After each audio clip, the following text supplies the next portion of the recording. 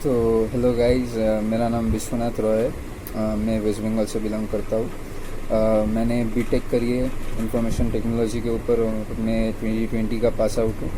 और उसके बाद मेरे पास एक जॉब था। मैं टीसीएस का ऑफर लेटर एक्सेप्ट करके रखा था, लेकिन मेरा इंटरेस्ट बैंकिंग सेक्टर के ऊपर था और बैंकिंग से मेरा इंटरेस्ट था क्योंकि मुझे फाइनेंस वगैरह इकोनॉमिक्स में इंटरेस्ट है। तो इसलिए मैंने बाकी सब फॉर्म भरा जो बैंकिंग के एग्ज़ाम्स थे 2020 के। तो सबसे पहले एग्ज़ाम जो आप सभी ने भी दिया है और वो आरआरबी पीओ था। उसके बाद IBPS PO, clerk, SBI PO, SEBI का भी एग्ज़ाम दिया था मैंने और आरबीआई का भी। तो उन्हीं सब का रिज़ल्ट कैसा गया कैसा नहीं गया, इस सभी को लेकर ये वीडियो बनाने का सोचा। वैसे अभी मैं प्रिपरेशन कर रहा हूँ 2021 एग्ज़ाम्स का और एसबीआई क्लर्क का जो आने वाला है। तो first exam IBPS RRB PO, तो उसमें मेरा अटेम्प्ट था लगभग 53 अटेम्प्ट था मेरा और मेरे को मार्क्स जो है वो था 48.75 और स्टेट का कट ऑफ था 52 पॉइंट समथिंग, 52 शायद। तो मेरा वो नहीं हुआ, प्रीलिम्स क्लियर नहीं हुआ। फिर उसके बाद आईबीपीएस पीओ में मेरा अटेम्प्ट था 68 लगभग और मेरा मार्क्स जो है 71 या 71.25। आपको स्कोर कार्ड दिखेगा।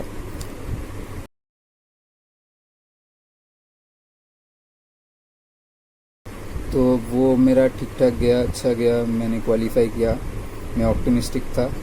लेकिन उसके बाद एग्ज़ाम शिफ्ट हो गया, नवंबर से जो एग्ज़ाम होना था तो वो एग्ज़ाम शिफ्ट हो गया। तो शिफ्ट होकर वो कब डेट था वो लगभग किसी को आइडिया नहीं था। तो तब मेरा लैग गया प्रिपरेशन का और मेरा प्रिपरेशन फुल्ली मॉक बेस्ड था। मैंने मॉक्स ही सिर्फ दिए थे और प्रीलिम्स के, वो भी मेंस का मैंने उतना प्रिपरेशन नहीं किया था। तो फिर उसका रिज़ल्ट अच्छा गया। फिर एसबीआई का हुआ एग्ज़ाम और एसबीआई होने से पहले दिसंबर 28 लगभग मेरे को ज्वाइनिंग लेटर मिला था टीसीएस का। लेकिन मेरा दिमाग में ये था कि वो ज्वाइनिंग जो डेट था वो था 18 जनवरी को और वो बीच में था एसबीआई प्रीलिम्स का और मेंस का। तो मैंने सोचा नहीं, रिजेक्ट कर देता हूँ क्योंकि मेरा इंक्लिनेशन बैंकिंग के ऊपर है और अगर ये करूँगा तो फुल फ्लेजेडली कोई भी नहीं हो पाएगा। तो मैंने वो ऑफ़र लेटर डिक्लाइन किया वहीं पे। फिर एसबीआई का रिज़ल्ट निकला 17 जनवरी को और उसमें मेरा मार्क्स है 66.25 शायद। तो उसका भी स्कोर कार्ड आपको दिखेगा।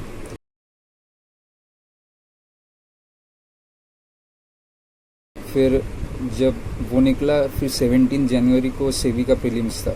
सेबी का प्रीलिम्स दिया, उसके बाद से 18 से लेकर 28 जन तक मैं रेगुलरली एक मेंस का मॉक दिया और वही मेरा मेंस का प्रिपरेशन था।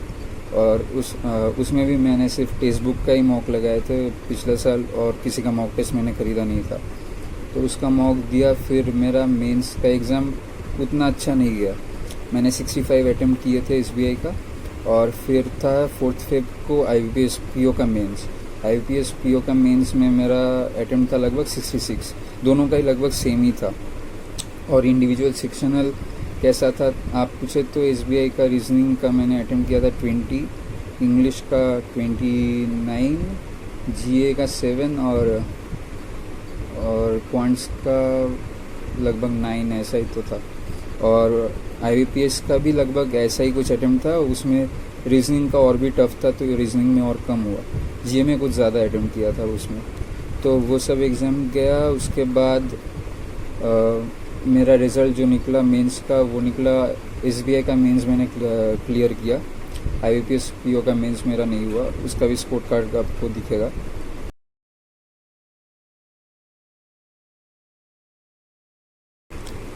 फिर मेरा एग्ज़ाम था 27-28। सेबी का प्रीलिम्स भी मैंने क्लियर कर लिया था, कैसे पता नहीं, वो मत पूछो। और क्लर्क का भी प्रीलिम्स तो क्लियर किया था, 80 आया था उसमें क्लर्क का और अटेम्प्ट था 85 जितना मेरे को याद है। स्कोर कार्ड आपको दिखेगा सभी का।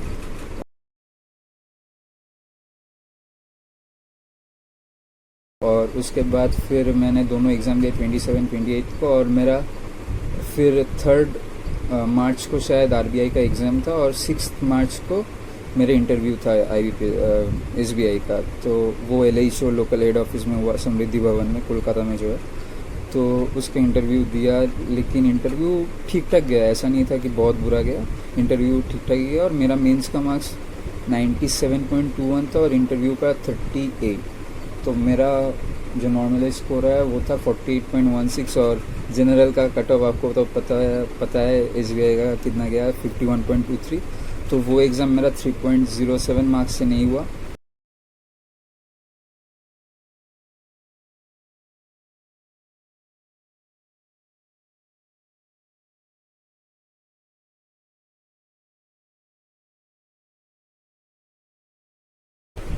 RBI का भी मेरा 8 मार्क्स से लगभग नहीं हुआ, प्रीलिम्स क्लियर। और IBPS का मेंस मेरा 5 मार्क्स से नहीं हुआ। और फिर बाकी था जो रिज़ल्ट IBPS क्लर्क का, उसमें मेरा आया 72 पॉइंट समथिंग, ऐसा 72 या 78 पॉइंट समथिंग ऐसा कुछ होगा, मेरे को लगभग 72 ही होगा, क्योंकि वो उसमें फाइनल में मेरा था 36.38 शायद। तो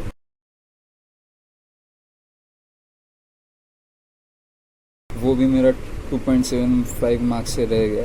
तो ये सब मेरा एग्ज़ाम का रिजल्ट था, आपको दिखेगा। और मैं इस बार भी कंटिन्यू कर रहा हूँ अपना प्रिपरेशन। और इसके अलावा मेरा जो रिसेंट एक अच्छा चीज़ हुआ वो सिर्फ ये था कि गाइडली का एक स्कॉलरशिप प्रोग्राम चल रहा था, आपको पता होगा। तो उसमें मैंने दिया था, उसमें फर्स्ट जो स्कॉलरशिप प्रोग्राम था वो दिया था। तो उसमें रैंक आया था मेरा ऑल इंडिया 14 करके शायद कुछ, और इंटरव्यू फिर हुआ और उसमें मेरे को स्कॉलरशिप मिला। तो इस बार सिर्फ यही अच्छा हुआ कि पापा से पैसा नहीं मांगना पड़ेगा, क्योंकि मॉक टेस्ट ख़रीदने के लिए भी सोचना पड़ता है और उसमें भी नहीं है। तो मैं एक दोस्त से ही पैसा लेकर मॉक टेस्ट एक ख़रीदा, क्योंकि मेंस का प्रिपरेशन ढंग से करना था। तो अभी फ़िलहाल मैं मेंस का प्रिपरेशन कर रहा हूँ और दिन का शुरुआत मेरा न्यूज़पेपर से ही होता है। तो आपको दिखा भी देता हूँ। तो ET का न्यूज़पेपर मैं पढ़ता हूँ, तो इससे मेरा दिन का शुरुआत होता है और बाकी दिन मेंस का ही चलता है। तो आप भी करिए इस टाइम प्रिपरेशन अच्छे से, क्योंकि पिछला बार कोरोना को लेकर और लॉकडाउन को लेकर सभी डिप्रेस थे, और होना जायज़ है, क्योंकि मेरे घर में भी 2-3 आदमी को कोविड पॉजिटिव है और हेल्थ का इश्यूज़ भी है और फाइनेंशियल डिस्ट्रेस भी है। तो ये सब लेकर भी मैं प्रिपरेशन कर रहा हूँ। तो आपको भी करना चाहिए, क्योंकि कोई बैठा नहीं है, कंपटीशन भी टफ ही है। तो आपको भी करना ही पड़ेगा और मेरे को भी करना ही पड़ेगा, क्योंकि हम जैसे का और कुछ उपाय तो है नहीं, खुद को कुछ करना होगा।